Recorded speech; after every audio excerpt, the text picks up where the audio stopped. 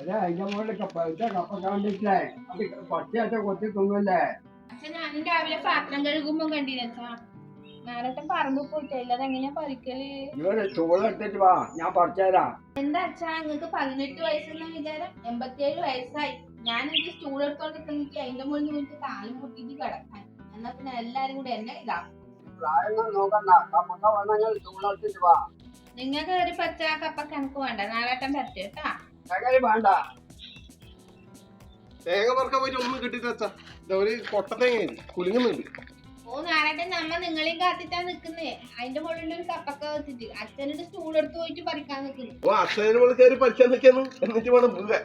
നീ ആ stool നിർത്തിയാ പറിച്ചേരാ. Stool പിടിച്ചാടാ നല്ലോണം പേഴ്സിന്റെ കത്തി അച്ഛ എന്നാ